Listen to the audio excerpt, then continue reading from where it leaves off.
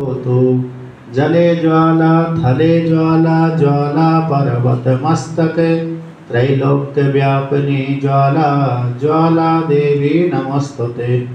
वेदानुद्धरते जगन्निबहते भूगोलमुद्बिभ्रते दैत्यं धार्यते बलिं छलयते छत्रं क्षयं कुर्वते पौलस्त्यं जयते हलं कलयते कारुण्यमातन्वते म्लेच्छान् मोक्षयते दशाकृतिकृते कृष्णाय तुभ्यं नमः।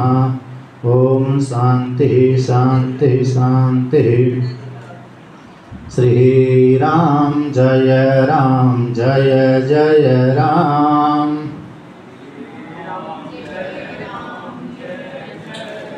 ओम श्री राम जय जय राम।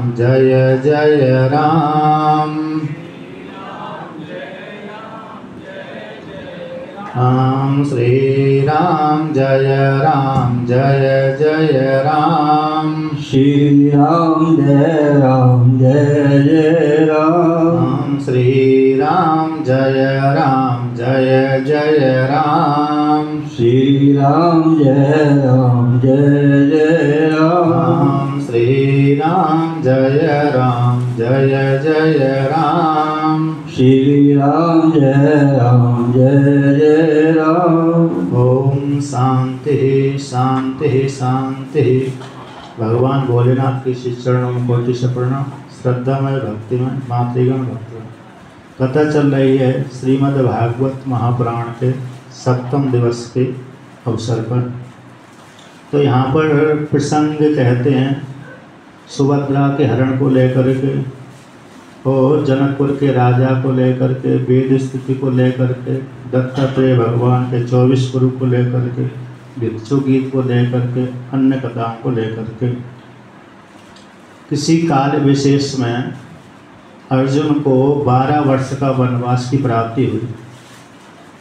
अर्जुन 2 बार जंगल में गया 12 वर्ष बाद। एक बार तो 5 पांडवों के सहित द्रौपदी के सहित 12 वर्ष का वनवास और 1 वर्ष का अज्ञातवास। और एक बार अर्जुन को 12 वर्ष का वनवास पुनः प्राप्त हुआ था द्रौपदी को लेकर के। तो सबसे पहले वो तीर्थ यात्रा सेवन करते करते हरिद्वार गए। तो हरिद्वार में उलूपी नाम की एक नाग कन्या थी। वो उसको हरिद्वार में गंगा जी में स्नान कर रहे थे। उसी स्नान करते समय ही उलूपी नाम की जो नाग की कन्या थी उसको पैर पकड़ करके नागलोक में ले गई और वहाँ पर जाकर के उसके साथ अर्जुन के साथ विवाह हुआ। और अर्जुन और उलूपी के साथ दोनों के संयोग से एक पुत्र पैदा हुआ। इसके पश्चात अर्जुन वहाँ से आए, तीर्थ यात्रा सेवन करते करते मणिपुर पहुँचे। तो मणिपुर में चित्रांगदा के साथ विवाह किया तो उससे भी एक पुत्र पैदा हुआ। इसके पश्चात तो वहाँ से तीर्थ यात्रा सेवन करते करते करते प्रवास क्षेत्र में पहुँचे। तो प्रवास क्षेत्र में अर्जुन को मालूम पड़ा कि देवकी, वसुदेव जी और कृष्ण भगवान, जो देवकी और वसुदेव की पुत्री सुभद्रा थी, उसका विवाह अर्जुन के साथ करना चाहते हैं, अर्थात मेरे साथ करना चाहते हैं। और बलराम जी की इच्छा थी कि अपनी बहन का विवाह मैं दुर्योधन के साथ करूं। इस प्रकार से पर कृष्ण भगवान की, देवकी, वसुदेव अन्यों की इच्छा थी कि अर्जुन के साथ सुभद्रा का विवाह हो। तो जैसे ही अर्जुन को मालूम पड़ा प्रवास क्षेत्र में, तो वहाँ से पुनः अर्जुन त्रिदंडी सन्यासी बन करके द्वारका नगरी में आ गए। यानी त्रिदंडी सन्यासी मतलब वैष्णव साधु, एक दंडी सन्यासी मतलब सन्यासी। तो कहते हैं 4 महीना, जो चातुर्मास के 4 महीना होते हैं, श्रावण मास, भाद्रपद मास, अश्विन मास और कार्तिक मास, ये 4 महीने अर्जुन द्वारावती नगरी में रहे, अर्थात द्वारका में रहे। वो साधु बन करके है, त्रिदंडी साधु बन करके रहे। अब वो चातुर्मास जब कर रहे थे उस काल में ज्ञान का प्रचार भी करते थे, उपदेश करते थे। उनके उपदेश को सुन करके वहाँ के नगरवासी उनसे प्रभावित हो गए।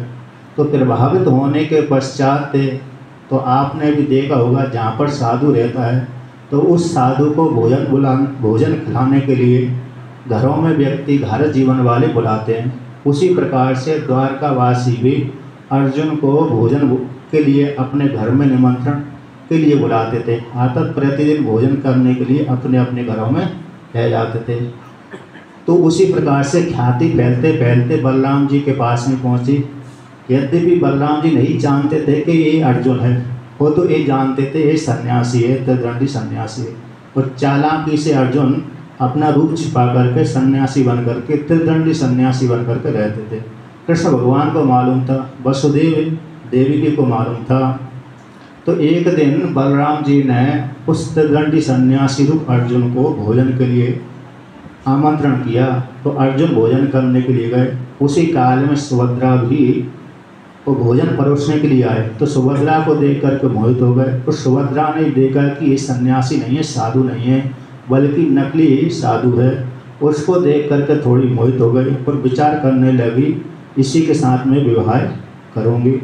अब बाद में जब चातुर्मास समाप्त हुआ तो सुभद्रा किसी कारण विशेष से अपने नगर से बाहर निकली और देवी की पूजा करने के लिए गई।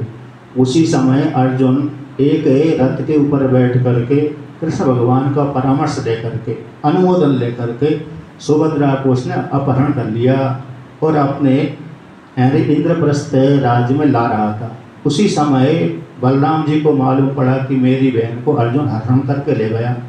तो मारने के लिए उन्होंने सेना को सुसज्जित कर रहे थे। उसी काल में भगवान श्री कृष्ण ने उनको अनुनय विनय करके मना लिया।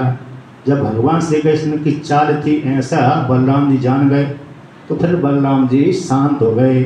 वसुदेव जी की भी इच्छा थी, देव की भी इच्छा थी और सुभद्रा की भी इच्छा थी कि मेरा विवाह अर्जुन के साथ हो। तो सारे ज़्यादा पक्ष सुभद्रा के पक्ष में, अर्जुन के पक्ष मिला और बलराम जी अकेले पड़ गए। तो बलराम जी ने स्वीकार कर लिया, ठीक है। फिर दोनों को बुलाया और पाणी ग्रहण संस्कार किया, फिर विदा कर दी। इसके पश्चात आगे की कथा आती है। तो किसी काल विशेष में मैथिल राज्य में एक राजा और ब्राह्मण दोनों भगवान के भक्त थे। श्रुतदेव नाम के ब्राह्मण थे, बहुलास नाम का राजा था। ये दोनों ही भगवान श्री कृष्ण के परम भक्त थे। दोनों की इच्छा थी कि भगवान श्री कृष्ण कब हमको दर्शन देंगे। तो एक दिन भगवान ने जाने का विचार किया। उसी समय सप्त ऋषि यहाँ अन्य ऋषि भगवान के पास में थे, अर्थात द्वारावती में थे। तो उन्होंने भी कहा कि महाराज हम भी चलेंगे आपके साथ साथ, क्योंकि आप वहाँ पर ज्ञान का उपदेश करेंगे तो हम भी श्रवण करेंगे, अथवा हम भी ज्ञान का उपदेश करेंगे, अथवा भगवान विष्णु हैं, इसलिए जितने भी ऋषि मुनि हैं प्राय करके द्वारका नगरी में निवास करते, दर्शन करने के लिए आते जाते रहते थे। तो भगवान श्री कृष्ण ने कहा कि ठीक है, अच्छी बात है, आप मेरे साथ चलिए।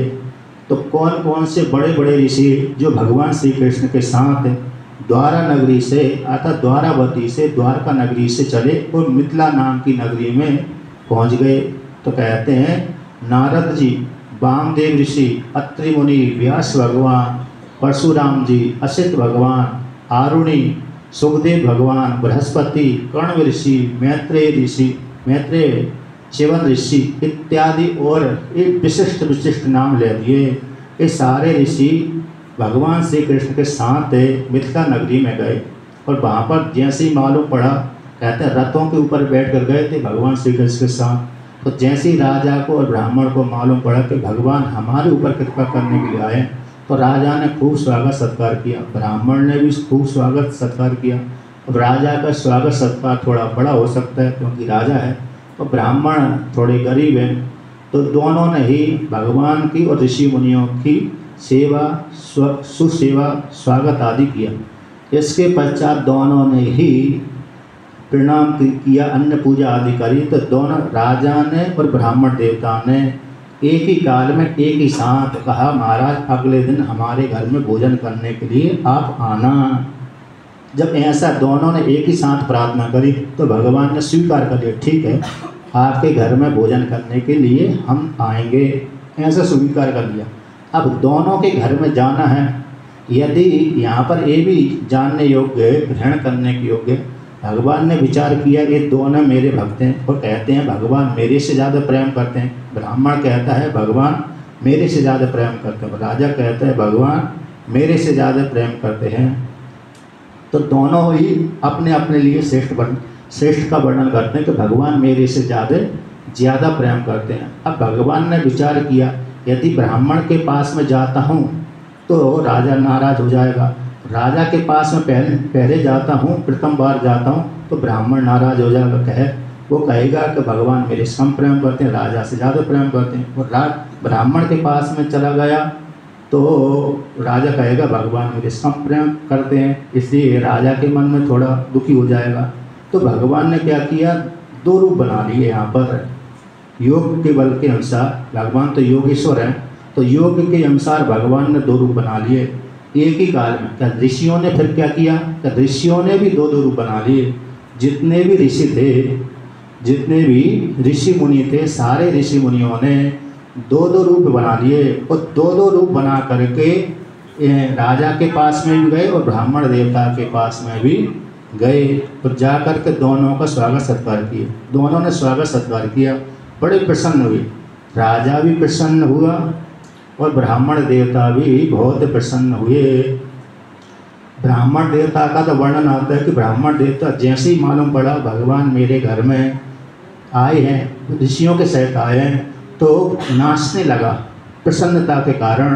राजा भी उसी प्रकार से नाचने लगा।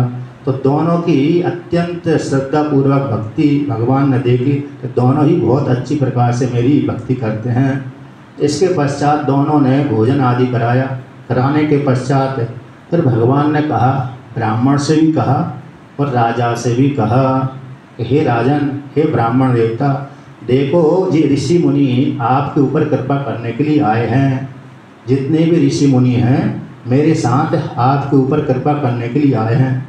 आप इन ऋषियों को और मेरे को और सभी को एकात्म रूप से चिंतन करो, अतः भेद बुद्धि से चिंतन मत करो। मैं अलग हूँ, ये ऋषि अलग हैं, ये स्त्री अलग है, ये पुरुष अलग है, ऐसा चिंतन मत करो। बल्कि ये जो ऋषि दिख रहे हैं, जो स्त्री दिख रही है, जो पुरुष दिख रहे हैं, तो जो मैं दिख रहा हूँ एक ही हैं। इस प्रकार से एकात्म भाव से चिंतन करो। तो यहाँ पर वर्णन करते हैं, ब्रह्मन् सत्यहेनो घ्रार्थाये संप्राप्तान् विद्यमोन्मुनि मुनिन् संचरन्ति मया लोकान् पुनन्तः पादरेणुवि। तो भगवान श्री कृष्ण कहते हैं, हे सुखदेव, हे ब्राह्मण, देखो ये मुनि आदि है, ऋषि मुनि हैं, ये लोगों के ऊपर कल्याण करने के लिए मेरे साथ भ्रमण कर रहे हैं, लोगों के ऊपर कल्याण करने के लिए। इनकी जो पाद रेणु, पाद रज है, ये पाद रज ही पैरों की जो रज धूलि है वे लोगों को पवित्र कर देती है। देवता तो धीरज से देर में पवित्र करते हैं, किंतु ऋषि मुनियों की पाद है, पैरों की जो धूलि है शीघ्र ही पवित्र कर देती है। देवः क्षेत्राणि तीर्थानि दर्शन स्पर्शनहार्चन ही शनै पुनन्ति कालेन तदप्यर्हते तमेच्छया। देवता है क्षेत्र, देव है क्षेत्र है, जैसे क्षेत्र होते हैं, तीर्थ क्षेत्र होते हैं, तीर्थ आदि हैं, ये तो दर्शन के द्वारा, स्पर्श के द्वारा, अर्चना के द्वारा धीरज से पवित्र करते हैं साधकों को। किंतु वो भी तभी पवित्र करते हैं जब ऋषि मुनि उनके ऊपर कृपा करते हैं, उनकी महिमा का व्याख्यान करते हैं। किंतु साक्षात ऋषि तो शीघ्र ही कृपा कर देते हैं। यदि किसी ने गलती कर दिया तो सीधा श्राप भी दे देते हैं, गलती करी तो श्राप भी दे देते हैं, और प्रसन्न हो गए तो भगवान को भी प्रकट करा देते हैं भक्त के सामने। इस प्रकार सब कुछ दे देते हैं। इसलिए हे राजन, हे ब्राह्मण देवता, तुम इस प्रकार से चिंतन करो कि मेरे में और पराये में भेद मत करो, सभी में एक ही आत्मा को चिंतन करो। जितने भी ऋषि दिख रहे हैं उनमें, मेरे में और आप में एक भाव को, एकात्म भाव का चिंतन करो। इस प्रकार से भगवान ने ब्राह्मण देवता को और राजा को, दोनों को ज्ञान का उपदेश कर दिया।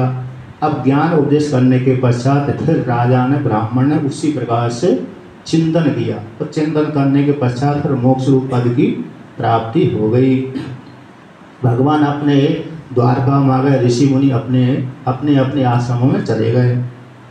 अभी कुछ काल व्यतीत हुआ तो यहाँ पर प्रश्न करते हैं वेदुषि को। तो राजा परीक्षित ने भगवान सुखदेव जी से प्रश्न कर दिया कि परमात्मा तो निर्गुण निराकार है, वह किस प्रकार से जाना जाता है, कैसे जाना जाएगा? जबकि जब भी जाना जाएगा गुण वाला ही जाना जाएगा। निर्गुण परमात्मा तो जानने के योग्य है ही नहीं है, वो तो चक्षु आदि इंद्रियों का विषय बनता ही नहीं है, फिर उसको कैसे जानेंगे? ब्रह्मन् ब्रह्मण्य निर्देश्य निर्गुण है गुण वृत्तया कथम चरन्ति श्रुतयः साक्षात् सदसतः परे। हे ब्राह्मण देवता, हे सुखदेव मुनि, जो ब्रह्म में जो जिसका निर्देश नहीं किया जा सकता, निर्गुण परमात्मा में जो गुण की वृत्ति को लेकर के वेद विस्तरण करते हैं, कथन करते हैं, ऐसा सत्य और असत्य से परे परमात्मा है। उस परमात्मा का ज्ञान किस प्रकार से वेद कराते हैं, परमात्मा का ज्ञान किस प्रकार से कराते, ऐसा प्रश्न कर दिया सुखदेव मुनि से राजा परीक्षित ने। तो राजा की वाणी को सुन करके सुखदेव मुनि कहते हैं कि हे राजन, इसी प्रकार से ये प्रश्न जो तुम मेरे से कर रहे हो, वही प्रश्न नारद जी ने नारायण भगवान से बद्रिकाश्रम में किया था कि निर्गुण परमात्मा जो निर्देश का विषय नहीं है, क्योंकि श्रुति कहती है यतो वाचो निवर्तन्ते अप्राप्य मनसा सह। ये तैत्तिरीय उपनिषद की श्रुति है कि परमात्मा मन वाणी का विषय नहीं है। तो जब मन वाणी का विषय नहीं है तो ऐसा परमात्मा किस प्रकार से जाना जाता है? एक जगह श्रुति कहती है मनसा एक द्रष्टव्य, मन के द्वारा ही परमात्मा को जानना चाहिए, और दूसरी तरफ श्रुति कहती है मन वाणी का विषय नहीं है। तो किसके द्वारा विषय बनता है, किसके द्वारा विषय नहीं बनता? कहते हैं जिसका अंतःकरण शुद्ध है उसी के द्वारा परमात्मा लक्षित होता है, और जिसका अंतःकरण दूषित है उसके द्वारा तो लाखों करोड़ों अरबों खरबों किलोमीटर कोसों दूर परमात्मा रहता है। तो राजा से कहते हैं परीक्षित राजा से कहते हैं सुखदेव मुनि, जो तुमने मेरे से प्रश्न किया वही प्रश्न नारद जी ने नारायण भगवान से कहा। तो नारद भगवान ने जब नारायण भगवान से कहा, उसी काल में नारद जी भी नारद जी की वाणी को सुनकर के नारायण भगवान जो नर नारायण हैं बद्रिकाश्रम में निवास करते हैं, उन्होंने भी नारद जी से कहा कि हे नारद जी, मैं तुमको इतिहास पूर्व की घटना सुनाता हूँ। किसी काल विशेष में जब आप किसी दूसरे द्वीप में गए थे, प्रद्युम्न भगवान की मूर्ति को दर्शन करने के लिए गए थे, उसी काल में सनक, सनंदन, सनातन, संत कुमार, इन चारों का संवाद हुआ था। उसी संवाद को मैं तुमको सुनाता हूँ। अर्थात किसी काल विशेष आप दूसरे लोक में भ्रमण कर रहे थे, दर्शन कर रहे थे, उसी काल में यहाँ पर घटना घट गई। तो कहते हैं चारों जो ब्रह्मा जी के मानस पुत्र हैं उनमें से एक वक्ता बन गए, सनक कहते हैं सनंदन, और तीन जो सनक के सनातन संत कुमार श्रोता बन गए। तो वहाँ पर उनका जो संवाद है उस संवाद को मैं तुमको सुनाता हूँ, तुम सावधान होकर के मेरे से उनका संवाद श्रवण करिए। तो उसी का नाम जो संवाद है सनक, सनंदन, सनातन और सनत कुमार, इन चारों का जो संवाद है, इसमें से तीन श्रोता हैं, एक वक्ता है। यद्यपि ये चारों ही ब्रह्मवेत्ता हैं, चारों ही ब्रह्मवेत्ता हैं, जन्मजाति ब्रह्मवेत्ता हैं, फिर भी चर्चा करते रहते हैं। क्यों करते रहते हैं? इस शरीर का क्या उपयोगिता है? नहीं, यदि चर्चा नहीं करेंगे तो दूसरे की चर्चा करेंगे, भगवान की चर्चा नहीं करेंगे तो फिर हम जगत की चर्चा करेंगे। भगवान के मंदिर में नहीं जाएंगे तो फिर हम कहाँ जाएंगे? इधर उधर के दर्शन करने, घूमने के लिए जाएंगे, पिकनिक मनाने के लिए जाएंगे। इससे अच्छा है कि हम भगवान के मंदिर दर्शन करने के लिए जाएं, तीर्थ सेवन करने के लिए जाएं। दत्तात्रेय भगवान की एक वाक्य है, त्वद यात्रया व्यापकते हताते ध्यानेन चेता परता हताते स्तुत्या मया वाक्य परता हताते क्षमस्व शंभो त्रिविधापराधम। हे भोलेनाथ, मेरे तीन अपराधों को आप हमेशा हमेशा के लिए माप क्षमा करते रहना कि आप ऐसा क्यों कार्य करते हो, गलती क्यों करते हो जानबूझ करके, कि कौन सा आपने गलती कर दी जिससे 3 अपराध आपके बन गए, जिससे मेरे को क्षमा करना पड़ रही है। कि तुद यात्राया व्यापकते हटाते, मैं दर्शन करने के लिए बद्रीनाथ केदारनाथ जाता हूँ। तो यद्यपि आप सर्वत्र व्याप्त हैं, आप कैसे हैं, सर्वत्र व्याप्त हैं, फिर भी व्याप्त होने के पश्चात ही मैं आपकी व्यापकता का हनन कर देता हूँ। क्यों हनन कर देता हूँ? कि बद्रीनाथ दर्शन करने के लिए जाता हूँ कि आप वहाँ पर मेरे को मिलेंगे। यद्यपि आप जहाँ पर हैं वहीं पर मिल जाएंगे। हरि व्यापक सर्वत्र समाना, इस वाक्य के अनुसार पहला एक अपराध हो गया, पैरों के द्वारा मैं आपकी व्यापकता का हनन कर देता हूँ। स्तुतया माया वाक परता हटाते, अब मन वाणी के विषय नहीं है, फिर भी मैं मन वाणी के द्वारा आपकी स्तुति करता हूँ, गुण वाला बना देता हूँ। तो दूसरा अपराध ये हो गया। ध्यान चेता परता हटाते, तो मन के आप विषय नहीं, फिर भी मैं मन के द्वारा, ध्यान के द्वारा, बुद्धि के द्वारा हृदय में एक देश में परिच्छिन्न कर देता हूँ। तो तीसरा अपराध बन गया। ये तीन अपराध कहते हैं। प्रश्न कर दिया कि आप जानबूझ करके 3 अपराध क्यों करते हो, नहीं करना चाहिए ना। तो जिससे गलती क्षमा याचना मंगवाना पड़े, ऐसे जानबूझ करके क्यों करते हो? तो उन्होंने उत्तर दिया, अरे मेरा मन का क्या होगा, यदि मैं आपका ध्यान नहीं करूँगा तो दूसरे स्त्री पुरुषों का चिंतन करूँगा। यदि मैं वाणी के द्वारा आपका चिंतन गुणगान नहीं करूँगा, फिर वाणी क्या करेगी, दूसरे स्त्री पुरुषों के सौंदर्य आदि का वर्णन करेगी। यदि मैं आपके तीर्थ यात्रा के लिए नहीं जाऊँगा, पैरों को नहीं ले जाऊँगा, तो फिर मेरे जो पैर है उधर की ओर जाएंगे। इससे इसका क्या फायदा? इसलिए अच्छा है कि भगवान मैं आपके जानबूझ करके 3 अपराध हमेशा करता रहूं। इसलिए आप जानबूझ कर, मैंने जानबूझ करके जो 3 अपराध किए हैं करता रहता हूं, भविष्य में करता रहूँगा। ये हमेशा हमेशा के लिए आप माफ़ करते रहिए हे भोलेनाथ। इस प्रकार से, तो उसी प्रकार से यहाँ पर वर्णन करते हैं कि तीनों यद्यपि ब्रह्मवेत्ता हैं, चारों ब्रह्मवेत्ता हैं, फिर भी आपस में चर्चा करते रहते हैं। उसी का नाम है यहाँ पर वेद श्रुति। तो श्रुतियाँ यहाँ पर कहती हैं, श्रुति रूप सनत कुमार आदि कहते हैं, यानी सनक के सनंदन सनातन और सनत कुमार, उसमें से जो सनातन वक्ता हैं और सनक सनंदन वक्ता हैं, सनक और सनातन संत कुमार श्रोता हैं। तो यहाँ पर वर्णन करते हैं, जय जय जय है जा मज्जिते दो शीघ्र भीते गुणाम तमस्य यदात्मना समय बरोदे समस्ते भगः अग्नि जग दो के सा मखिल सकते बबोदकते क्वचित जयात्मना चचर तो नुचरे निगमः। तो यहाँ पर श्रुतियाँ कहती हैं, वेद कहता है, हे अजित, किसी के द्वारा आप जीते नहीं जाते।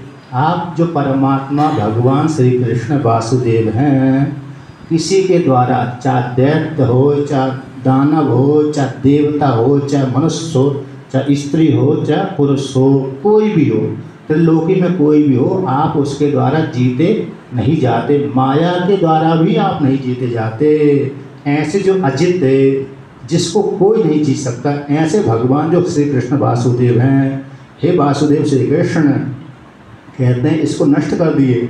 दोष गृहीत गुणाम अजाम, जो न जायते इति अजा, जिसका कभी भी जन्म नहीं होता, ऐसी जो अनर्वसनीय माया, आपकी माया शक्ति है, जो संपूर्ण दोषों को धारण करती है, जिसके माध्यम से त्रिलोकी जगत उत्पन्न होता है, जिन जीवियों को हृदय में जो सारे दोषों को उत्पन्न कर देती है, ऐसी जो माया है, कहते उस माया को, दोषों को धारण करने वाली, दोषों से युक्त जो माया है, काम क्रोध मोह, काम है, क्रोध है, लोभ है, मोह है इत्यादि जो दोषों से युक्त कर देती है जीव को, ऐसे जीवों की जो अजर रूप माया है, उस माया को हे भगवान आप जही मार दो। जय हो हे भगवान, आपकी जय हो, आपकी जय हो, आपकी जय हो। आप जीव की माया को, जीव की अविद्या को, जीव के अज्ञान को नष्ट कर दो, जिसके द्वारा जीव बहुत परेशान होता रहता है, दुखी होता रहता है, पत्नी को लेकर के, पति को लेकर के, पुत्र को लेकर के, पुत्री को लेकर के, इष्ट को लेकर के, मित्र को लेकर के, अपने को लेकर के, पराये को लेकर के जीव दुखी होता ही रहता है। उस जीव की माया को आप क्या कर दो, अज्ञान को नष्ट कर दो। क्यों कर दो? जीव क्यों नहीं कर देता? जीव अपनी माया को, अज्ञान को नष्ट क्यों नहीं कर देता? तो यहाँ पर श्रुतियाँ कहती हैं, तुम अस्सी यदात्मनः समय अवरुद्ध समस्त लगा। आपने अपने रूप से संपूर्ण, कहते सम अवरुद्ध समस्त लगा, संपूर्ण ऐश्वर्य के आप स्वामी हो। आप कैसे? आप परमात्मा रूप जो श्री कृष्ण हैं, संपूर्ण ऐश्वर्य के स्वामी हो। सम प्राप्त, सम्यक रूप से समस्त ऐश्वर्य के स्वामी आप हो। इसी हेतु से आप उस जीव की अविद्या रूप अज्ञान को नष्ट कर दो। अग जगदोक शाम, जो गमन करता है, ऐसा जो कहते हैं जंगम, जो गमन नहीं करता, जगत जो गमन करने वाला, अग यानी गमन करने वाला नहीं है, ऐसे जो स्थावर जंगम वाले जो जीवात्मा हैं, उनकी जो अविद्या है, उस अविद्या को, माया को, अज्ञान को आप नष्ट कर दो। क्यों? कहते हैं ते अखिल शक्ति अभूदत्ते, आप संपूर्ण शक्तियों को धारण करने वाले आप परमात्मा हैं। हे बोले, हे श्री कृष्ण, हे परमात्मा, हे वासुदेव, उस जीव की अजारूप है माया को, अविद्या को आप नष्ट कर दीजिए।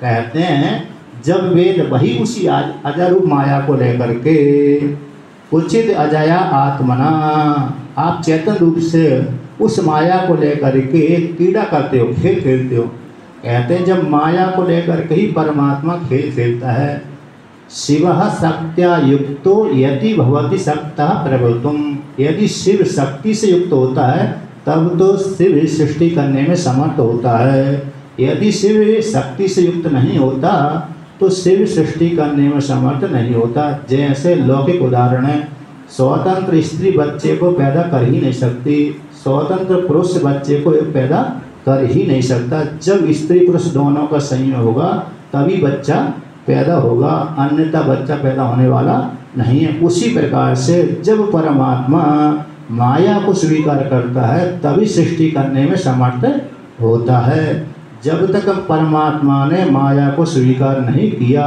तो परमात्मा भी सृष्टि करने में समर्थ नहीं होता। तो यहाँ पर कहते हैं अजा के द्वारा, आपकी जो प्रकृति रूप अजा है उसके द्वारा आप खेल खेलते हो। अनुचरित निगमा, जब सृष्टि माया को लेकर के सृष्टि कर देते हैं तभी वेद आपके गुणों का कथन करता है, अन्यथा आपका तो वर्णन वेद भी नहीं कर पाता। वेद तो आपको निषेध मुक्त के द्वारा ही बोध कराता है, ये आत्मा नहीं है, ये आत्मा नहीं है, ये आत्मा नहीं है। जैसे भगवान का अतीतः पंतानम तब च महिमा वांगमन सयोर अतद व्यावृत्या यम चकितम विदत्ते श्रुतिरपि। इस शिव महिमन का वाक्य है कि भगवान शिव जी की जो महिमा है मन वाणी के परे है, मन वाणी से रहते परे है। ऐसी जो महिमा, उस महिमा परमात्मा के स्वरूप को जब वेद भी वर्णन करता है, कहते डरते डरते वेद परमात्मा के स्वरूप का वर्णन करता है। कैसे? अतद का व्यावर्तन करके और तद का व्यावर्तन न हो, इस प्रकार से। जैसे भयभीत होकर के डरते डरते वेद परमात्मा रूप शिव रूप वासुदेव भगवान श्री कृष्ण का वर्णन करता है। जैसे लौकिक उदाहरण आता है, जैसे नव विवाहिता लड़की है, वधू है, तो नव विवाहिता वधू जब प्रथम बार ससुराल में जाती है उस काल में वह नव विवाहिता वधू डरते डरते व्यवहार करती है। कहीं वो उसके मन में एक भय बैठा रहता है, कहीं मेरे से गलती ना हो जाए जिससे मेरी सास मेरे ऊपर बिगड़ जाए, मेरा ससुर मेरे ऊपर बिगड़ जाए, तो अथवा जेठ आदि मेरे ऊपर बिगड़ जाए, मेरे से कोई गलती ना हो जाए। तो डरते भयभीत होते होते प्रथम बार तो वो भयभीत होकर के व्यवहार करते, फिर बाद में बड़ी कैसी हो जाए, है कि नहीं, बात की बात है। लेकिन प्रथम बार तो वो डरते डरते भयभीत होकर के ही व्यवहार करती है। उसी प्रकार से वेद भी भयभीत होकर के कहीं मेरे से गलती ना हो जाए, इस प्रकार से परमात्मा के स्वरूप को व्यवहार बोध कराती है निषेध मुख के द्वारा। यानी ये आत्मा नहीं है, ये आत्मा नहीं है, ये आत्मा नहीं है। तो कौन आत्मा है? सबका खंडन कर दिया, किंतु आत्मा का खंडन नहीं होता। जो सबका निषेध करने पर जो शेष रहता है वही आत्मा है। नेति नेति आत्मा, इस प्रकार से वेद बोध कराता है, तो भयभीत होकर के बोध कराता है। अब आगे वर्णन करते हैं। कहते हैं वेद ने तो इंद्र आदि देवता का वर्णन करते हैं कि ये इंद्र देवता है, वरुण देवता है, चंद्रमा देवता है, सूर्य देवता है। तो आप कैसे कर रहे हो कि आप ही अकेले परमात्मा हो? कहते वो भी आप ही हैं। तो बृहदोपलब्ध में तद्वयन्त वशेषतया यद उदयास्ते मां यहु विक्रेतेर्मृदि बह विकृता अतिरिषयो ददोस् त्वहि मनो वचना चरितम् कथमहिता भवन्ति भुवि दत्त पदानि नृणाम्। कहते हैं वेद बृहद रूप से उपलब्ध है, यानी सारे कहते हैं देवता का वर्णन करते हैं, इंद्र आदि देवता का वर्णन करते हैं, अन्य अन्य का वर्णन करते हैं।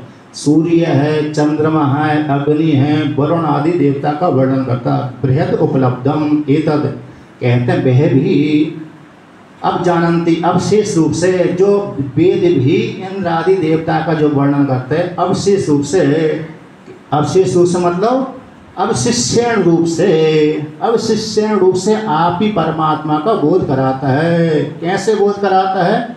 सर्वे वेदा यत् पदम आवनन्ति, सारे वेदा जिससे पद को वर्णन करते हैं। सर्वम खलु इदम ब्रह्म, सर्व ब्रह्म। तो अविशेष रूप से एक रूप से सभी के शेष रूप से आप ही का बोध कराता है। ऐसे उस परमात्मा से माया को स्वीकार कर लेने पर उसी परमात्मा से उदय अस्तमय, उसी परमात्मा से सृष्टि होती है, उसी परमात्मा में सृष्टि का संहार हो जाता है। जैसे मृतिका से घट की उत्पत्ति होती है और फिर मृतिका में पुनः घट लीन भी हो जाता है फूटने के पश्चात, उसी प्रकार से परमात्मा से जगत की उत्पत्ति होती है और जगत पर पुनः संहार काल में परमात्मा में लीन हो जाता है। परमात्मा का कुछ भी बनता बिगड़ता नहीं है, विवर्तवाद के द्वारा सृष्टि उत्पन्न होती है। ऐसे जो परमात्मा से, जो कारण परमात्मा से जगत आदि की उत्पत्ति होती है, तो कहते हैं ऋषि मुनि ददु त्वयि, आप परमात्मा में मन वाणी आचरण आदि को लेकर के आप में ही क्या करते हैं? निश्चय करते हैं कि आप परमात्मा से ही संपूर्ण जगत की उत्पत्ति होती है, आप परमात्मा ही पालन करते हैं, आप परमात्मा ही संहार करते हैं, आप में ही, तो आपसे भिन्न कुछ है ही नहीं। इस प्रकार से किंतु जो अन्य साधक गण हैं, इंद्र आदि देवता की उपासना करते हैं, तो उनका क्या होगा कि वो भी आप परमात्मा की उपासना करते हैं। कैसे उपासना करते हैं? कथम आयता भवन्ति भुवि दत्त पदानि नृणाम। तो कहते जैसे किसी व्यक्ति ने पत्थर के ऊपर पैर रखा, एक व्यक्ति ने पत्थर के ऊपर पैर रखा, क्या वो पैर पृथ्वी के ऊपर नहीं पड़ा? आखिर वो पैर पृथ्वी के ऊपर ही पड़ा, क्योंकि पृथ्वी के ऊपर वो पत्थर है। तो जैसे किसी व्यक्ति ने पत्थर के ऊपर पैर रखा है, तो वही पैर पृथ्वी के ऊपर ही पड़ा है। क्यों? पृथ्वी के ऊपर पत्थर है। उसी प्रकार से किसी साधक ने इंद्र की उपासना कर ली, वरुण देवता की, चंद्रमा सूर्य आदि की उपासना कर ली, वह भी आपकी उपासना है। जैसे उदाहरण देते यहाँ पर, आकाशात पतितम तोयम यथा गच्छति सागरम सर्वदेव नमस्कारा केशवम प्रति गच्छति। ये लोगाक्षी भास्कर का श्लोक है। आकाश से गिरा हुआ जल पर्वत पे गिरता है, पृथ्वी पे गिरता है, वृक्ष आदि पे गिरता है, नदी नालों के माध्यम से समुद्र में पहुँच जाता है। उसी प्रकार से किसी भी देवता को प्रणाम करो, वही प्रणाम अंतिम में ईश्वर रूप जो कृष्ण भगवान है उसके पास में पहुँच जाता है। जैसे दूसरा शिव महिमा में 7वां श्लोक में आता है, रुचि नाम वैचित्र्या ऋषिकुटिल नाना पतिजुषाम नृणाम एको गम्यस्तमसि पैसाम अर्णव इवा। व्यक्ति अपनी रुचि के अनुसार इस मत को स्वीकार कर लेते हैं, उस मत को स्वीकार कर लेते, उनको ये लगता है यही मत हमारे लिए श्रेष्ठ है। ऐसा स्वीकार करने के पश्चात वो कहते हैं अंतिम में, पुष्पदंताचार्य कहते हैं अंतिम में भाई साधक के किसी मत को स्वीकार कर ले, बाद में आपके पास में ही उनको आना पड़ेगा, ज्ञान मार्ग में ही आना पड़ेगा। जैसे सारी नदियों का जल समुद्र में ही है, समुद्री गति है। जितना नदी है, नाले है, कुआं है, तालाब आदि, उनका जो जल है, उन सारे जलों की गति कौन है? एक समुद्री है। उसी प्रकार से आप परमात्मा रूप वासुदेव ही सारे देवताओं की गति है, सारे साधकों की गति आप ही हैं। इसलिए आप ही को प्रणाम करते हैं। अंतिम प्रणाम तो आपके पास में ही जाता है। इस प्रकार से जैसे पृथ्वी के, ऐसे पत्थर के ऊपर पैर रखना वो पृथ्वी के ऊपर ही रखा होता है, उसी प्रकार से किसी भी देवी देवता की आप उपासना कर लीजिए, वो आपको ही उपासना। क्यों? आप ही उस देवी देवता बने हुए हैं। आप ही ब्रह्मा हैं, आप ही विष्णु हैं, आप ही शिव हैं, आप ही इंद्र देवता हैं।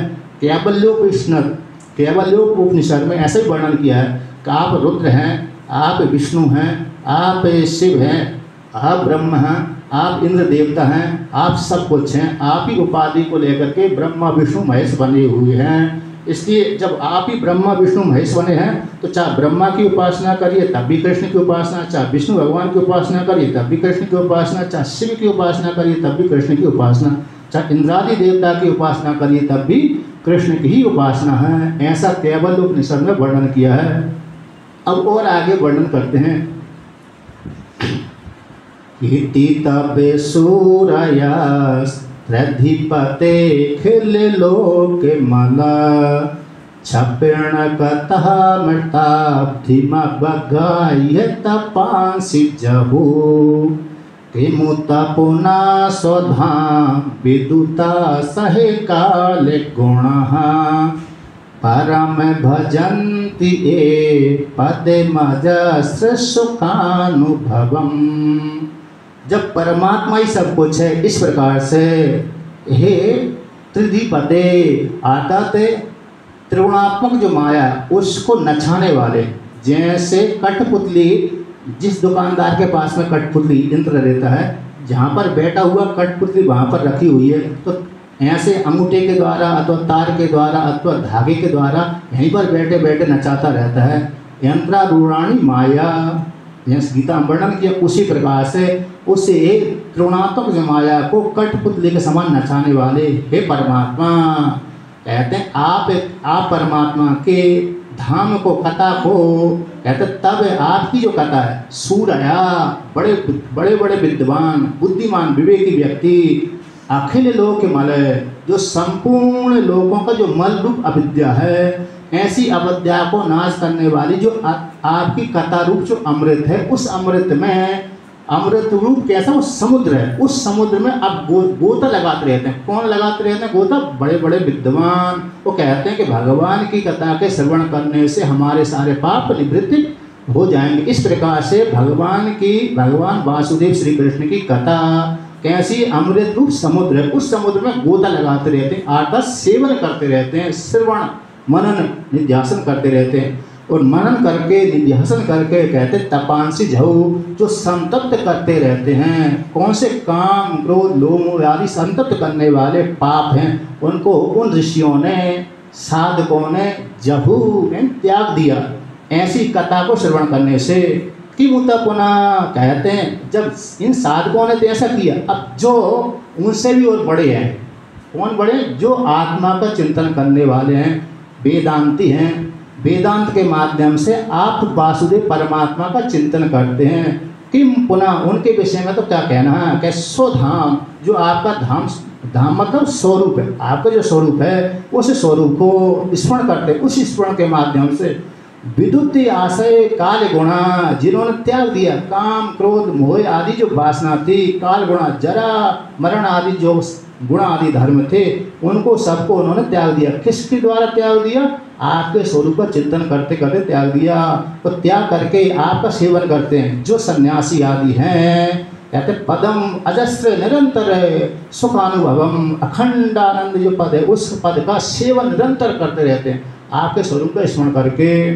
और साधक लोग तो आपकी कथा आदि का श्रवण करते रहते हैं, किंतु जो विद्वान आदि हैं आपके स्वरूप का चिंतन करते रहते हैं। उन्होंने सबका ही त्याग कर दिया, संसार का ही त्याग कर दिया। देखने मात्र के लिए उनका शरीर दिखता है, दूसरों को दिखता है, दूसरों के लिए उनको शरीर दिखता है, किंतु स्वयं के लिए शरीर भी उनका नहीं है। इस प्रकार से श्रुति वर्णन करती है।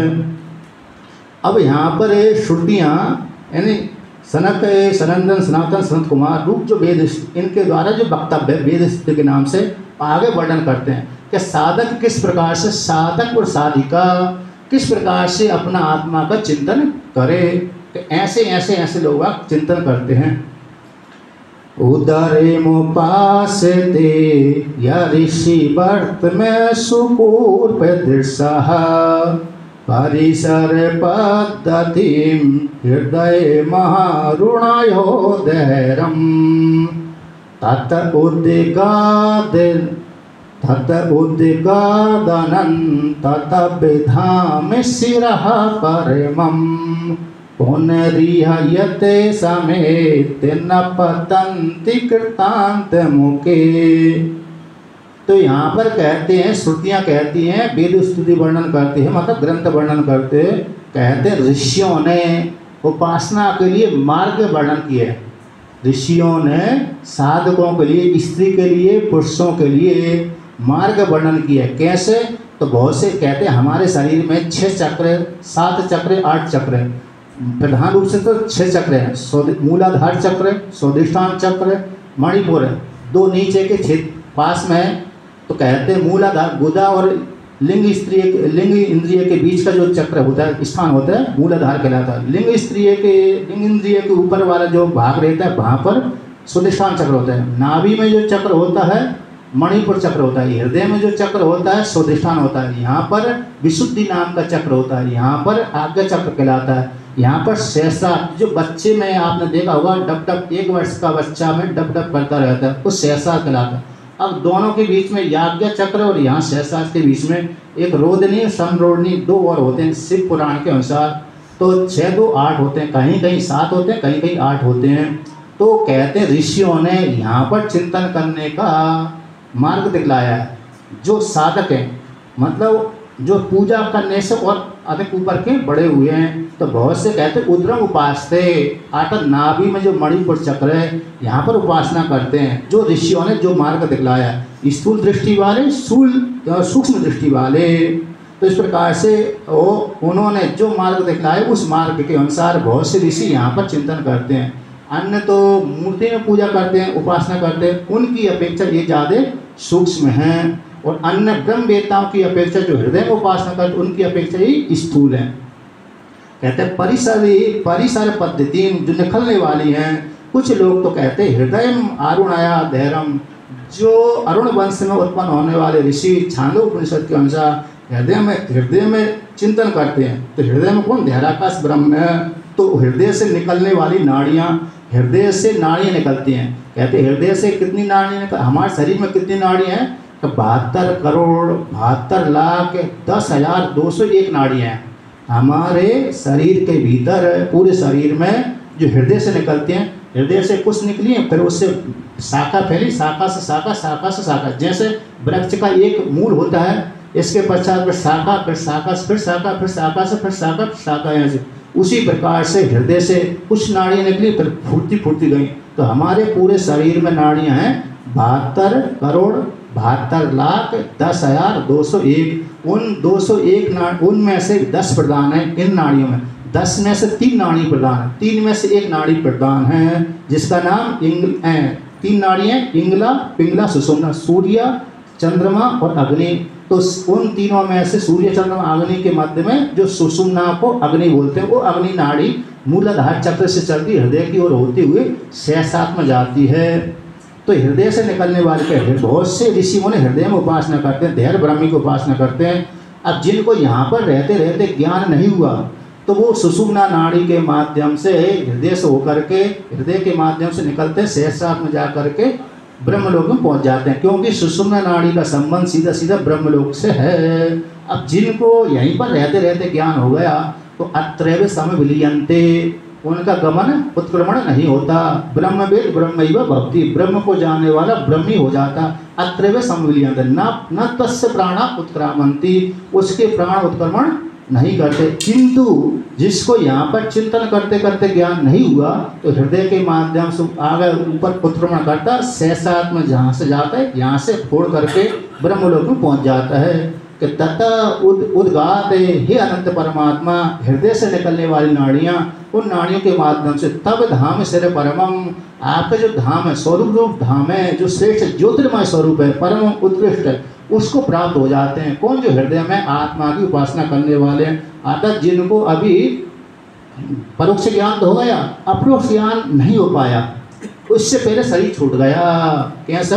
परोक्ष ज्ञान तो हो चुका है किंतु अपरोक्ष ज्ञान नहीं हो पाया और इससे पहले शरीर छूट गया। ऐसे व्यक्ति इस सुषुम्ना नाड़ी के माध्यम से निकलते हैं, जाते हैं, ब्रह्मलोक में पहुंच जाते हैं। अब वो वहाँ पर जाकर के क्या हो जाते हैं? ब्रह्म, उनको ज्ञान हो जाता है। वो ज्ञान होने के पश्चात कहते हैं आप परमात्मा को प्राप्त कर लेते हैं, अथवा तो यहीं पर हृदय में जाकर लीन हो जाते हैं। ये सुषुम्ना के माध्यम से सुषुम्ना नाड़ी में चिंतन करते करते अपने आप को जान लेते हैं, हृदय में जान लेते हैं, फिर उनको उत्क्रमण होता ही नहीं है। तो जो आप परमात्मा रूप ब्रह्मलोक को, ब्रह्म एक लोक थी ब्रह्मलोक, जो परमात्मा रूप ब्रह्मलोक को प्राप्त हो जाते हैं, कहते हैं ऐसे आपको प्राप्त करके इस लोक में न पतंती कृतांत मुखे, संसार रूप सागर में पुनः गिरते नहीं है।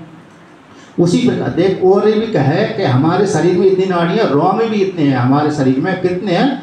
3,50,00,000 हमारे शरीर में, मनुष्यों के शरीर में, चाहे वो स्त्री हो चाहे पुरुष है, तो दोनों के शरीर में कहते 3,50,00,000 रोम होते हैं। यहाँ पर वर्णन किया शिव पुराण में आता है और ब्रह्म पुराण में आता है कि जो पतिव्रता स्त्री होती है, तो पतिव्रता स्त्री वो पातिव्रत के फल के प्रभाव से, पातिव्रत धर्म के प्रभाव से इतने वर्षों तक स्वर्गलोक में निवास करती है। जितने 3,50,00,000 जैसे रोम होते उतने दिनों तक पातिव्रत के प्रभाव से उस स्वर्गलोक में निवास करती। ऐसे पतिव्रता नारी के पातिव्रत धर्म का महिमा का वर्णन किया है, वहाँ पर शिव पुराण में आता है और ब्रह्म पुराण में आता है। इस प्रकार से अब आगे वर्णन करते हैं और भी कहते हैं ये बहुत बड़ी है वेद स्तुति। तो कहते हैं तो कुछ ये जगत है, परमात्मा ने जगत का निर्माण करवाया। तो कहते हैं सत्यमुत्थितम सदिति चेन्नुतार्क हतम व्यभिचरति क्वचः क्वच मृषा न तत्तो भयुखे व्यवहृत हे विकल्प इसितो वंदे परंपरया ब्रह्म यति भारती तापुरुवृत्ति भी रुक्ते जड़ान के उस परमात्मा से जो निर्गुण निराकार परमात्मा था है, उसने माया को स्वीकार किया, उसकी संज्ञा हो गई सबल ब्रह्म। उपनिषद में उसको भगवान बोलते हैं, परमात्मा बोलते हैं, ईश्वर बोलते हैं, अंतर्यामी बोलते हैं। ये उपनिषद के नाम, उपनिषद में उस परमात्मा का नाम है। वासुदेव भी और उसी का ही नाम है, लेकिन उपनिषदों में उसका नाम सबल ब्रह्म आता है, ईश्वर आता है, परमात्मा आता है, अंतर्यामी। ये सगुण ब्रह्म के है। निर्गुण निराकार परमात्मा का तो कोई नाम भी नहीं है, किंतु इन्हीं नामों के द्वारा निर्गुण निराकार परमात्मा लक्षित होता है, इन्हीं नामों के द्वारा। क्योंकि जानेंगे तो किससे जानेंगे? जानने के साधन तो यही है, तो इसलिए इनके द्वारा वो लक्षित होता है। मन ही जानने का साधन है, तो मन के द्वारा वो लक्षित होता है। उस परमात्मा से सबल ब्रह्म रूप परमात्मा से इदम उत्थितम जगतम है, जगत उत्पन्न हुआ है। कि जो उससे परमात्मा से उत्पन्न हुआ है तो सत होना चाहिए कि नहीं? जो जगत दिखलाया है निषेध करने के लिए है, तर्क के द्वारा उसको खंडन कर दिया जाता है। कहते कारण के विचार करने पर देखा जाता है कि कार्य कारण से भिन्न नहीं है। उसी प्रकार से जगत भी कारण रूप परमात्मा से भिन्न नहीं है। जो हमको जगत दिख रहा है स्त्री के रूप में, पुरुष के रूप में, पुत्र पुत्री के रूप में, घटपट आदि के रूप में, वृक्ष आदि के रूप में जो जगत दिख रहा है, नाम रूप के द्वारा जगत दिख रहा है, ये निषेध करने के लिए है। ये जगत वास्तव में है ही नहीं है। जैसे स्वप्न में आपको स्त्री भी दिखती है, पुरुष भी दिखता है, माता भी दिखती है, पिता भी दिखते हैं, पुत्र पुत्री सारे दिखते हैं, शत्रु मित्र दिखते हैं, किंतु स्वप्न दिखने मात्र के लिए है। जागृत अवस्था में जैसे ही आते हैं वो स्वप्न वाला जगत अदृश्य हो जाता है, होता ही नहीं है, भ्रांति से दिखता है। उसी प्रकार से जो जागृत में जो जगत दिख रहा है वो भ्रांति से दिख रहा है। यद्यपि सो रहे हैं, अभी यहाँ पर सो रहे हैं, जब जागेंगे तो अपने आप ही दिख जाएगा, अरे मैं तो भ्रांति से देख रहा था। लेकिन अभी समझ में नहीं आ रहा क्योंकि वेदांत श्रवण नहीं किया, तो इसलिए वो जल्दी जल्दी बैठता नहीं मन में। जैसे ही वेदांत श्रवण करेंगे तो आप अपने आप में बैठने लगेगा। प्रतिदिन परमात्मा हर जीव को उपदेश करता है। प्रतिदिन परमात्मा हर जीव को, हर स्त्री को, हर पुरुष को उपदेश करता है। देखो ये जगत मिथ्या है। कैसे उपदेश करता है परमात्मा? कहते हैं स्वप्न दिखा करके, सुषुप्ति दिखा करके जगत को मिथ्या ही सिद्ध करता है। जागृत अवस्था को भी परमात्मा मिथ्या सिद्ध कर देता है, सुषुप्ति में ले जा करके। स्वप्न अवस्था के जगत को मिथ्या सिद्ध कर देता है, जागृत में ला करके और सुषुप्ति में ला करके। और सुषुप्ति को मिथ्या कर देता है जागृत में और स्वप्न में ला करके। तो तीनों अवस्था को मिथ्या परमात्मा प्रतिदिन दिखलाता है, लेकिन हमारी दृष्टि उस पर टिकती नहीं है। जगत को मिथ्या मानने में टिकती नहीं, लगती नहीं है। परमात्मा को सत्य मानते कि परमात्मा सत्य है, किंतु जगत को भी हम सत्य मानते हैं। जैसे आप मेरे को देख रहे हैं, मैं आपको देख रहा हूँ, तो आप मेरे को देख रहे हो, तो मेरे को देखने से पहले आपके बीच में कोई एक वस्तु है, उसके ऊपर आपकी दृष्टि नहीं जा रही। जिसने वेदांत चिंतन करता है उसकी दृष्टि चली जाएगी, समझ जाएगा। किंतु जिसने वेदांत श्रवण नहीं करता है उसकी दृष्टि जाती नहीं है। तो आपने और मेरे में के बीच में एक प्रकाश है, बिना प्रकाश के आप मेरे को देख ही नहीं सकते। तो प्रकाश को पहले देखते हैं, लेकिन प्रकाश में हमारी दृष्टि टिकती ही नहीं है। हमारी दृष्टि कहाँ चली जाती? प्रकाश को पार करके रूप में चली जाती। तो देवदत्त का ऐसा रूप है, यज्ञदत्त का ऐसा, स्त्री का ऐसा रूप है, पुरुष का ऐसा रूप है, वृक्ष आदि का ऐसा रूप है। रूप में चली जाते, बीच का प्रकाश में हमारी दृष्टि टिकती ही नहीं है। इस प्रकार से तो यहाँ पर कहते हैं कारण कार्य है, कभी कभी व्यभिचार को प्राप्त होता है। यानी कारण भी और कार्य में समानता नहीं देखी जाती। तो समानता जब नहीं देखी जाती है तो कहते हैं व्यभिचरति को कहीं कहीं पर कार्य और कारण में व्यभिचार देखा जाता है, कहीं कहीं पर कार्य मिथ्या दिखता है। जैसे रस्सी में उत्पन्न होने वाला सर्प है, जो कार्य है मिथ्या है। घट से उत्पन्न, मृतिका से उत्पन्न होने वाला जो घट है उसमें तो समानता देखी जाती, किंतु दंड के द्वारा घट फोड़ दिया तो वहाँ पर व्यभिचार देखा जाता है। तो रस्सी में दिखने वाला सर्प है, मात्र उसमें कारण ही अकेला हेतु, भ्रम ही कहते हैं। वो रस्सी अकेली कारण नहीं है, बल्कि उसमें भ्रम भी कारण है। रस्सी में दिखने वाला जो सर्प है उसमें रस्सी मात्र अकेली कारण नहीं है, उसमें कारण एक और भी है, कौन सी? माया, यानी भ्रम। जिस प्रकार से भ्रम और रस्सी दोनों ही सर्प की उत्पत्ति का हेतु बनते, उसी प्रकार से अविद्या और जीवों के कर्म आदि को लेकर के परमात्मा जगत का सृजन करता है। परमात्मा भी कैसे सृजन करता है? माया को लेकर के सृष्टि करता है। एक बार उड़िया बाबा से किसी ने प्रश्न कर दिया कि महाराज परमात्मा तो जीव रूप जो परमात्मा है नित्य बुद्ध मुक्त स्वभाव वाला है, असंकुटस्थ है, तो इसमें माया कहाँ से आ गई, अविद्या कहाँ से आ गई? तो उड़िया बाबा ने उत्तर दिया कि आपने स्वीकार कर लिया ना, आपने अपने आप को मान लिया जीव ने। अब मान लिया तो अब उसको अब निवृत्त करिए, कैसे आई कैसे नहीं उसके ऊपर छोड़ दी, विचार करना छोड़ दी। अब आपने अपने आप को मान लिया कि मैं स्त्री हूँ, मैं पुरुष हूँ, मैं जीव हूँ, मैं करता हूँ, मैं भोगता हूँ। अब उसको निवृत्त करने के लिए आप प्रयत्न करिए। पीछे को ज़्यादा काय को खोज लग रहे हो, है कि नहीं? अब हटाने के लिए प्रयत्न करिए। ऐसा खुद कभी कभी प्रवचन में उत्तर दिया होगा, किसी ने प्रश्न किया होगा उसी प्रकार से। तो यहाँ पर भी वर्णन करते कि जगत दिख रहा है, ये जो जगत है ये मात्र व्यवहारिक सत्य है। कितने देख लिए? जैसे आपने जब तक जन्म से लेकर के मृत्यु पर्यंत तक आपके माता पत्नी भाई बंधु आदि दिखते थे। जन्म के पहले और बनने के पश्चात फिर दिखना बंद हो जाते हैं। उसी प्रकार से ये व्यवहारिक जगत भी, जो जगत है व्यवहारिक रूप से सत्य है, पारमार्थिक रूप से सत्य नहीं है। कहते इस जगत को कहते हैं व्यवहारिक रूप से सत्य मानते, कोई बात नहीं है।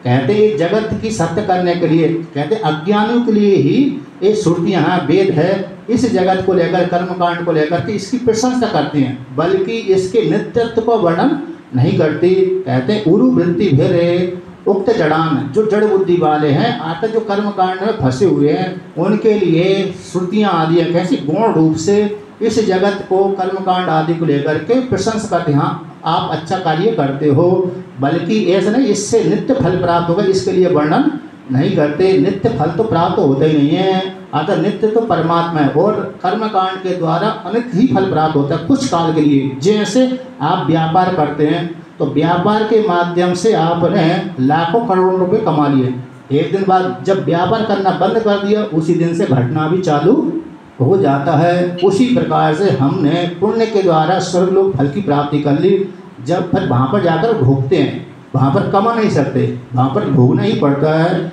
तब जैसे आप होटल में जाते हो तो वहाँ पर होटल में आप कमाने के लिए तो नहीं जाएंगे, वहाँ तो भोगने के लिए जाओगे। जितने दिनों तक आपके जेब में बैंक बैलेंस है अथवा रुपया है तब तक होटल में आप रह सकते हो। जिस दिन आपका बैंक बैलेंस अथवा रुपया समाप्त हो गया, उसी प्रकार से उसी दिन जो होटल वाला आपको चाहे लात मार के निकाल दे या तो धक्का मार के निकाल दे, आपको निकलना ही पड़ेगा, है कि नहीं। उसी प्रकार से स्वर्गलोक में भी गया हुआ जीव भी जिस दिन उसके पुण्य समाप्त हो जाते हैं उसी दिन वहाँ से दुखी होकर के गिर जाता है। दुखी अपने आप ही उसको मालूम पड़ जाता है। 8 दिन पहले 10 दिन पहले तो इतना परेशान हो जाते, इतना चिंता करते उसका शरीर ही गल जाता है। स्वर्ग में गया हुआ व्यक्ति का उसको मालूम पड़ जाता है, अरे अब मेरा क्या होगा, मेरे सारे पुण्य समाप्त हो गए, बहुत भोगना था। ऐसा चिंतन करते करते दुखी होकर तो उसका पूरा शरीर जलमय हो जाता है। फिर जल के माध्यम से वर्षा के कहते जल के माध्यम से बादल में आता है, वो उसके बादल के माध्यम से वर्षा के माध्यम से पृथ्वी लोक में आता है, पृथ्वी लोक से फिर वृक्ष में जाता है या तो धान में जाता है, गेहूँ में जाता है, फिर गेहूँ के माध्यम से वो पुरुष के भीतर जाता है और पुरुष के माध्यम से स्त्री के माता के घर में जाता है, माता के माध्यम से बाहर आता है, फिर पुनः कर्म करता है, फिर ऊपर जाता है, फिर पुनः जल के माध्यम से फिर पृथ्वी लोक में गिरता है, फिर वृक्ष आदि में जाता है, किसी दूध आदि में चला जाता है, किसी फल आदि में चला जाता है, फिर फल को फिर पुरुष खाता है, फिर माता में जाता है, फिर माता के बाद फिर बाहर आता है, फिर प्रक्रिया चलती रहती है।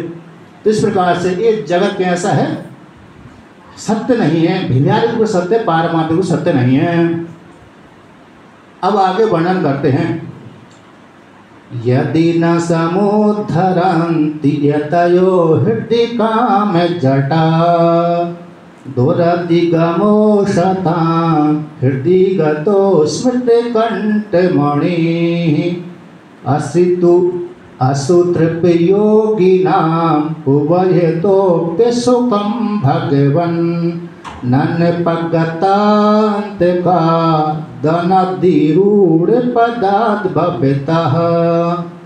कहते हैं जैसे साधु आदि को लेकर के, यदि न समुद्धरन्ति यतयो, जो संयमन करने वाले हैं, अर्थात जिसने घर का त्याग कर दिया, घर जीवन का नहीं भोग किया अथवा भोग किया तब भी घर का त्याग कर दिया, दोनों प्रकार से। किसी ने घर जीवन का भोग किया बाद में घर का त्याग कर दिया, किसी ने घर जीवन का भोग नहीं किया पहले से त्याग कर दिया।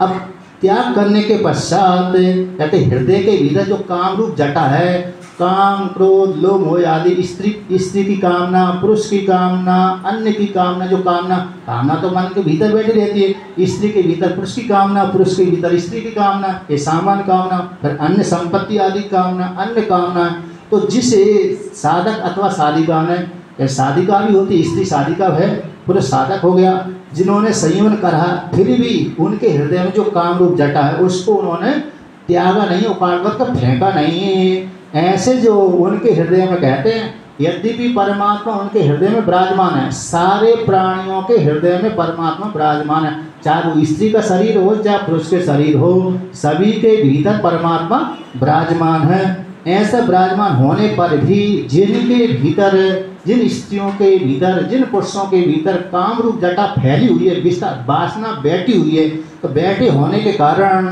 कहते उनको परमात्मा प्राप्त होता ही नहीं है।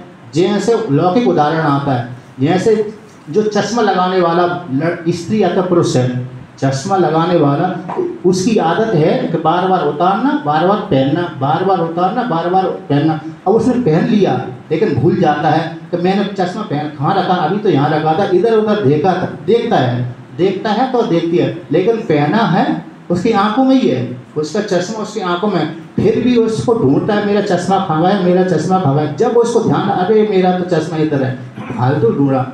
उसी प्रकार दूसरा उदाहरण है, जैसे किसी ने माला पहन कर रखी है, अब माला पहन ली है लेकिन भ्रांति उस हो गई कि मैंने माला उतार कर रखी, जब तक उसका हाथ कंठ पर ही जाता तब तक उसको याद नहीं आती। उस यद्यपि माला उसके कंठ में है, जैसे चश्मा उसके आंखों में है, फिर भी उसको ढूंढता है इधर उधर, ढूंढता है कि नहीं ढूंढता, ढूंढता है, भ्रांति हो जाती है। उसी प्रकार से ये दृष्टांत है, दृष्टांत उसी प्रकार हमारे भीतर परमात्मा विराजमान है। विराजमान होने के पश्चात हम ढूंढते कहाँ पर, बाहर हैं।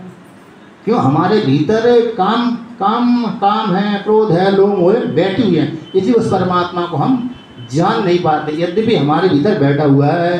कहते ऐसे जो जिन्होंने घर का त्याग कर दिया, जो साधक साधिका हैं, असूत्र भी योगी नाम, कहते जो प्राणों को भरण पोषण में लगे रहते हैं, अश्व यानी प्राण, प्राण में प्राणों को तृप्त करने में लगे रहते हैं, ऐसे जो योगी हैं वो वह तो अभी असुखम भगवान, हे भगवान उनको इस लोक में और परलोक में सुख प्राप्त होते नहीं हैं, क्योंकि उनके भीतर इन्होंने घर का त्याग पहले से कर दिया। तो घर जीवन आदि का जो सुख भोग है, तो संपत्ति का जो सुख भोग है, उनको उन्होंने प्राप्त नहीं कर पाया। इधर है परमात्मा रूप तत्व को प्राप्त नहीं कर पाए, तो इधर का ना इधर के रहे ना उधर के रहे।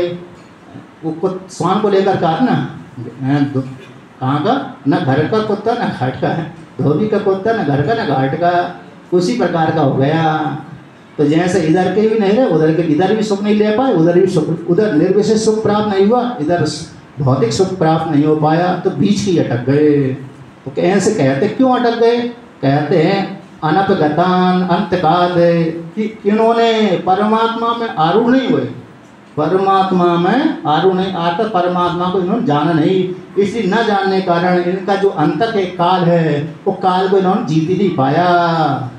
उनकी जो मृत्यु रूप देवता है उसको जीत ही नहीं पाया। क्यों नहीं जीत पाया, क्योंकि परमात्मा को इन्होंने प्राप्त नहीं किया था, परमात्मा रूप पद में आरूढ़ नहीं हुए थे। इस प्रकार से यहाँ पर कहते हैं, तो परमात्मा कैसे जाना जाता है कि परमात्मा तो श्रुतियाँ निषेध के द्वारा ही परमात्मा को बोध कराती हैं, यद्यपि विधि मुख के द्वारा ही बोध कराती हैं।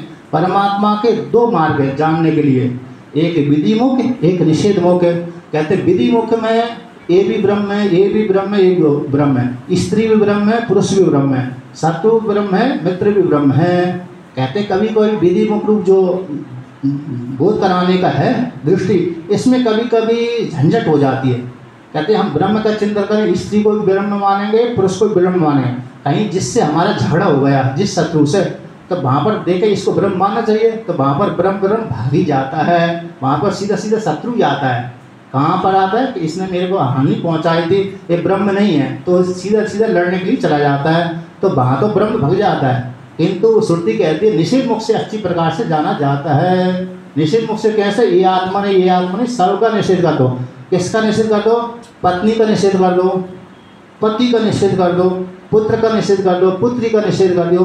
पत्नी आत्मा नहीं है, पुत्र आत्मा नहीं है, पति आत्मा नहीं है, माता आत्मा नहीं है, पिता आत्मा नहीं है, इसके तो बाहर के हो गए। अब स्थूल शरीर आत्मा नहीं है, हमारा जो स्थूल शरीर ये भी आत्मा नहीं, सूक्ष्म शरीर आत्मा नहीं है, कारण शरीर आत्मा नहीं है। तो क्या आत्मा जो हम सभी का निषेध कर रहे हैं, हम अकेले जो शेष बच्चे हैं, भाई हम आत्मा है, भाई निर्गुण निराकार परमात्मा है, भाई हम ब्रह्मा हैं, भाई हम विष्णु हैं, भाई हम शिव हैं, भाई हम निर्गुण निराकार परमात्मा हैं। मैं ही ब्रह्मा बना हुआ हूँ, मैं ही विष्णु बना हुआ हूँ, मैं ही शिव बना हुआ हूँ, और मैं ही निर्गुण निराकार परमात्मा हूँ, मैं ही स्त्री हूँ और मैं ही पुरुष हूँ।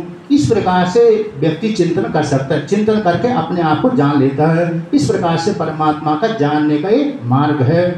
इस प्रकार से सनत कुमारों ने आपस में, एक भाई ने उपदेश किया, तीन भाई ने श्रवण किया।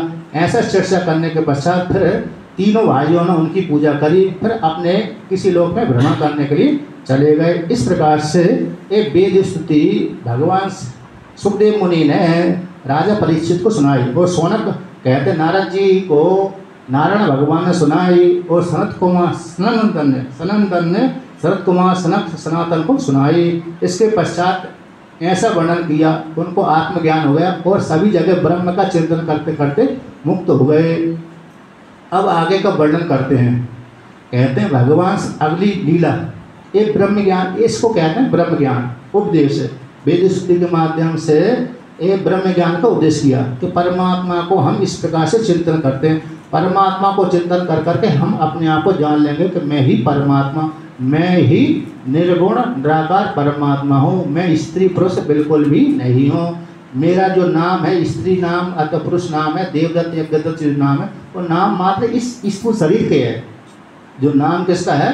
स्थूल शरीर का है, आत्मा का बिल्कुल नहीं है। इस प्रकार से चिंतन कर सकते हैं, चाहे वो स्त्री हो, चाहे वो पुरुष हो, चाहे साधक हो, चाहे साधिका हो। इस प्रकार से चिंतन करके अपने लक्ष्य को प्राप्त कर सकते हैं। ये नहीं सोचना चाहिए कि पुरुष ही पुरुष चिंतन करेंगे, स्त्री नहीं चिंतन करेगी, ऐसी बात नहीं। ज्ञान में सभी का अधिकार होता है। अन्य जगह अधिकार सीमित है, अन्य जगह तो अधिकार सीमित है, लेकिन ज्ञान में सभी का अधिकार होता है, चाहे स्त्री हो चाहे वो पुरुष हो, सभी के लिए मोक्ष का अधिकार है। इसलिए इस प्रकार से चिंतन करने पर साधक भी परमात्मा को प्राप्त कर लेता है, साधिका भी परमात्मा को प्राप्त कर लेती है। जैसे मदालसा तो जन्म से ज्ञानी थी। गार्गी नाम की ब्राह्मणी, गार्गी नाम की बालिका थी, उपनिषद में आता है। मैत्रेयी जो याज्ञवल्क्य की पत्नी थी, उन्होंने ज्ञान को उपदेश किया, ज्ञानी हो गई। बहुत सी स्त्रियाँ ज्ञानी कहलाई हैं उपनिषद के अनुसार, पुराण के अनुसार। ये मदालसा नाम तो पुराण का वाचक है। कुबल्यास की पत्नी थी, जन्म से ज्ञानी कहलाई। उसने तो अपने बच्चे को संकल्प किया था, मेरे गर्भ से जो बच्चा पैदा होगा उसको मैं संसार के योग्य नहीं रहने दूंगी, अतः ब्रह्म ज्ञानी बना दूंगी। जन्म से ही वो बच्चा जब पैदा हुआ, तो पैदा होने के पश्चात जब बच्चा रोता था, खाने के लिए पीने के लिए रोता था, तो वहाँ पर वो अपनी माता अपने बच्चे को लोरी सुनाती थी। जैसे आप अपने बच्चे को खिलाने के लिए सुलाने के लिए लोरी सुनाती हैं, सो जा मेरे भैया, लाल आदि जो भी सुनाते हैं लोरी, उसी प्रकार से वो लोरी इस प्रकार सुनाते थे। शुद्धोसी बुद्धोसी निरंजनोसी संसार माया परिवर्तितोसी संसार स्वप्नम त्यज मोह निद्राम मदालसा वाक्यमुवाच पुत्रम। हे पुत्र, तुम शुद्ध हो, बुद्ध हो, मुक्त हो, शुद्धोसी बुद्धोसी निरंजनोसी, माया से रहित हो। निरंजन माया, अंजन माया, माया से रहित। शुद्धोसी बुद्धोसी निरंजनोसी संसार माया परिवर्तितोसी। ये तो जो संसार है माया के द्वारा घूम रहा है, परिवर्तनशील है। संसार माया परिवर्तितोसी संसार स्वप्नम त्यज मोह निद्रा। इस संसार को तो स्वप्न के समान त्याग कर दो। संसार माया, संसार स्वप्न त्यज मोह निद्रा, तो मोह रूप जो निद्रा को त्याग कर दो स्वप्न के समान। जैसे स्वप्न व्यक्ति थोड़ी में त्याग कर देता है, उसी प्रकार से माया को स्वप्न के समान त्याग कर दो। संसार रूप जो स्वप्न है, स्वप्न के समान त्याग कर दो, अथवा संसार स्वप्न त्यज मोह निद्रा, मोह रूप जो निद्रा है उसको स्वप्न के समान त्याग कर दो। ऐसा माता ने अपने पुत्र को उपदेश करती रहती थी। कहते 5 वर्ष उपदेश करते करते करते ऐसी लोरी सुनाते सुनाते, ये लोरी नहीं सुनाती सो जा सो जा सो जा सो जा दूसरा बच्चा, है नहीं, विद्वान वाली ब्रह्मवेत्ता वाली लोरी सुनाती थी।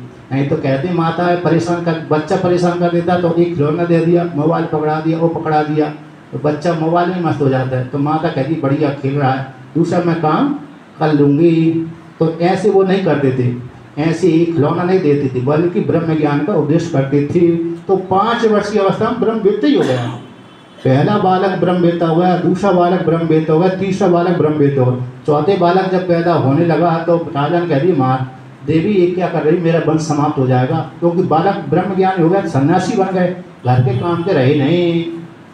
इसका जो चौथा बालक होगा उसको तुम कर्मकांड का उपदेश करना, थोड़ा राजनीति का उपदेश करना, जिससे मेरा वंश परंपरा भी चले। उसने कहा मैं ठीक है तुम्हारी आज्ञा मानती हूँ, फिर भी अपने पुत्र को संसार में रहने के लिए नहीं रहने दूंगी।